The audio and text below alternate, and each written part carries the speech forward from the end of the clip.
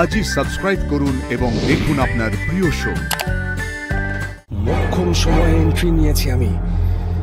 বিয়ের দিন বিয়ের বদলে হবে শ্মশান যাত্রা।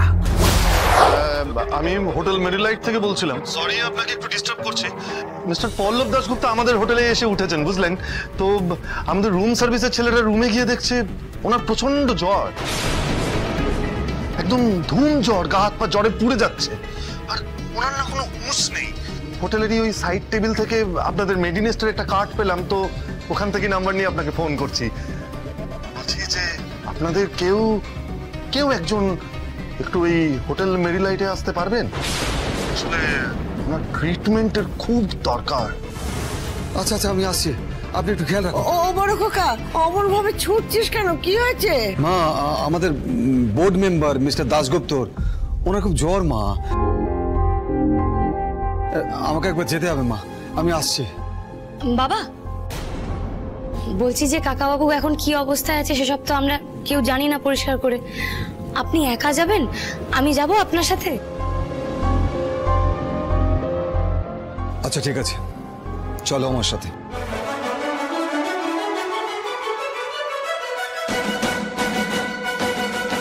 আমার না খুব খারাপ লাগছে জানেন তো। আরে বাবা, হোটেলের লোকজনেরা পারেও বটে, বলা নেই কওয়া নেই দুম করে আপনাদের ফোন করে দিল। বেশ করেছে, একদম ঠিক করেছে। আপনার এত জ্বর, আপনার যদি আরো বাড়াবাড়ি রকমের কিছু হয়ে যেত তাহলে কি আমরা কেউ জানতে পারতাম? যে আনন্দী পুলিশের হাতে দিয়ে ভেবেছিল শত্রু বিদায় হলো। দেখো দেখো কেমন তোমরাই আবার নিজেরাই খাল কেটে কুমির আনলে। এইবার সব কটা এক এক করে কুমিরের পেটে যাবে, সব কটা। আজকে রাতটা একটু রেস্ট নেই, কাল সকালে আবার। তা কাল কি হবে শুনি?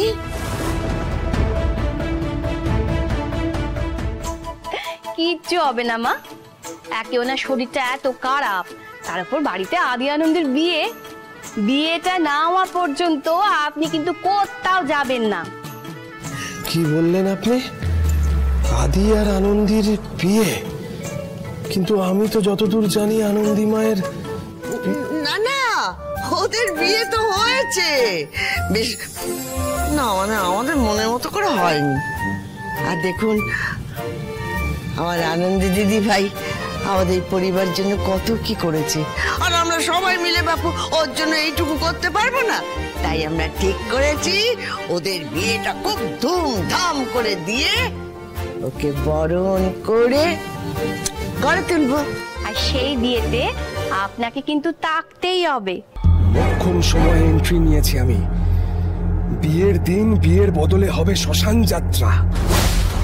যদিদং হৃদয়ং বলার আগে বলো হরি হরি বল হয়ে যাবে।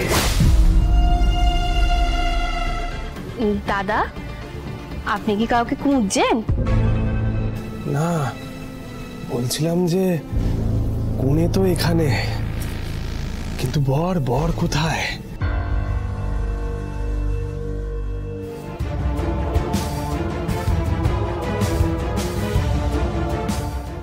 আজ একটু কাজ নিয়ে বেরিয়েছে, ফেরার পথে কয়েকটা নিমন্ত্রণ সেরে একেবারে ফিরবে।